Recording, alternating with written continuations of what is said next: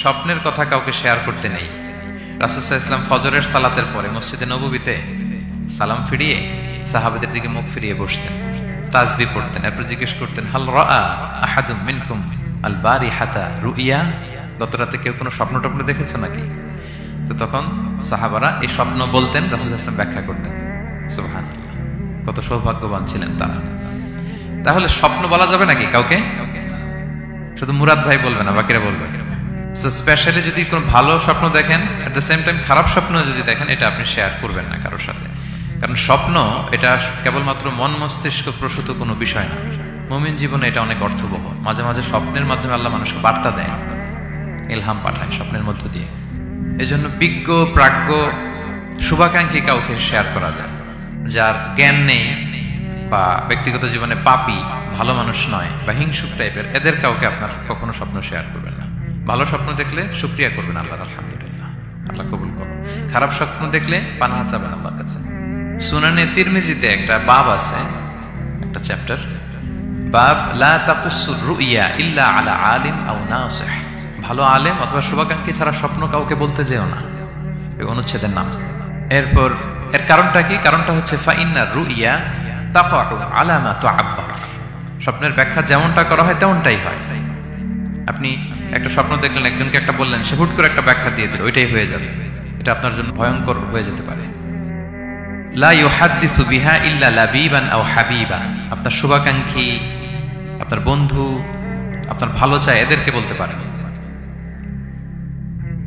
কিন্তু যার এই ব্যাপারে জ্ঞান নেই, হুটহাট করে ব্যাখ্যা করবে, এরকম কাউকে বলা যাবে না। কারণ যেমন ব্যাখ্যা করা হবে তেমনটা হবে।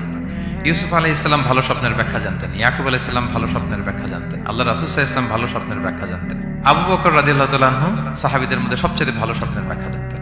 ইভেন রাসূল সাল্লাল্লাহু আলাইহি ওয়াসাল্লাম মাঝে মাঝে স্বপ্ন দেখে আবু বকরকে বলতেন, দেখি ব্যাখ্যা করো তো তুমি। তাবিঈদের মধ্যে মুহাম্মদ ইবনে সিরিন খুব ভালো স্বপ্নের ব্যাখ্যা জানতেন।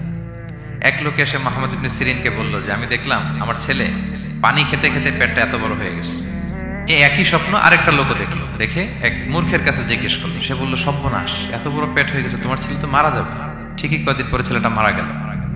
আর একই স্বপ্ন দেখে এই লোক মুহাম্মদ ইবনে সিরিনকে জিজ্ঞেস করেছিল, উনি বলেছেন যে তোমার ছেলে তো অনেক বড় আলেম হবে। ঠিক তাই হয়েছে, ওই ছেলে অনেক বড় আলেম হয়েছে। তো ফাইন্না রুইয়া তাকাউ আলা মা তুআব্বার। স্বপ্নের ব্যাখ্যা তেমন হয় যেমন এটার ব্যাখ্যা করা হয়।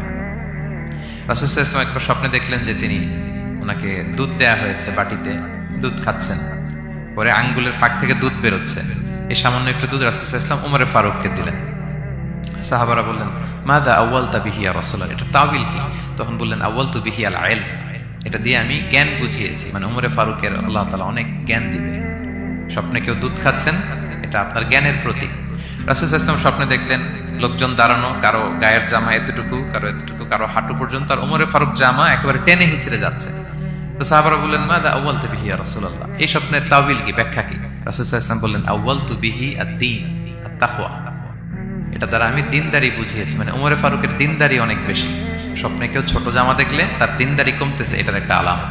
স্বপ্ন বলবেন কাউকে?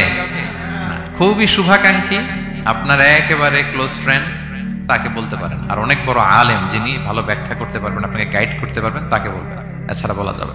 আর খারাপ স্বপ্ন তো বলাই যাবে, আল্লাহ তাআলার কাছে পানাহ চাইতে হবে।